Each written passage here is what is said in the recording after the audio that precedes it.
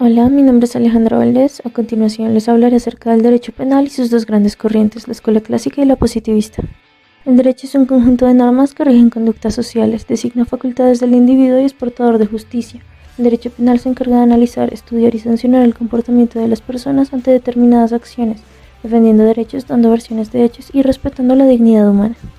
En el derecho penal encontramos dos corrientes de pensamiento, siendo estas la escuela clásica y la positivista. Acerca de la escuela clásica dogmática, sostiene el derecho como universal y siempre válido, natural, con el criminal como un sujeto que goza de libre albedrío, concibe el derecho como un ente de hecho, sus raíces son la ilustración y el liberalismo político y moderan abusos de la autoridad en sus funciones de represión y prohibición. El delito es un ente jurídico, cuya esencia es la violación de la ley estatal, no una acción sino una infracción, por lo que la punibilidad del acto requiere prohibición legal previa. Sus elementos son que puede ser un acto externo positivo o negativo, acción o omisión, es moralmente imputable, doloso, y el acto realizado se entiende político, pues al dañar el derecho de otra persona se ataca a toda la sociedad. La responsabilidad se funda en la libertad, la comprensión de la ilicitud de los actos cometidos por el individuo siendo imputables, inimputables los que no tienen la capacidad. Sostiene el daño como elemento necesario, pero no suficiente para que sea delito, con la necesidad de la concurrencia de un acto externo. Ambas escuelas exigen elementos subjetivos para determinar la pena o sanción correspondiente, pero en la clásica la intervención no se toma en cuenta para fundar la condena. El método es lógico-deductivo, admite un supuesto a priori con un principio común y fundamental. La peligrosidad se denomina pena a partir de premeditación con elementos ideológicos, ideas fijas, psicológicos, ánimo frío o cronológicos, espacio de tiempo. Pasando a la escuela positivista, se entiende el derecho penal como un fenómeno cultural históricamente condicionado que depende de circunstancias de tiempo y lugar y se usa como un instrumento de regulación de la conducta humana y social.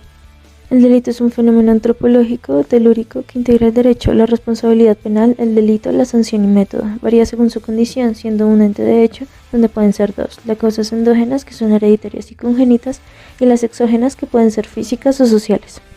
La responsabilidad se basa en el hecho de vivir en sociedad y la pena se determina en proporción a la temibilidad o perversidad del delincuente, dividida en dos clasificaciones, la peligrosidad postdelictiva y predelictiva, referente a la probabilidad de que el individuo vuelva a delinquir después del hecho o sea propenso a esto con sus estados o modos, como mendicidad, gamberrismo, prostitución y homosexualismo. Su elemento subjetivo para determinar la sanción es que la intención puede ser delito. Sobre derecho penal de acto y autor, se sanciona a un individuo por un delito que no podía cometer. Por su indudable peligrosidad, predica la cualidad y la cantidad de la sanción dependiendo del contexto. Exige la inteligencia y la voluntad determinantes sin necesidad de daño. El método es inductivo experimental, influenciado por ciencias naturales y biológicas, sociología criminal antropológica, fisiopsicológica, psicopatológica y estadística. También se dan tratamientos correctivos en orden a remover la peligrosidad con sanción represiva para prevenir el delito. Puede ser mayor o menor dependiendo de los móviles, la personalidad, antecedentes, la dedicación o no a alguna actividad ilícita y el entorno individual, laboral o familiar. Y bien, eso ha sido todo por esta ocasión. Gracias por escuchar.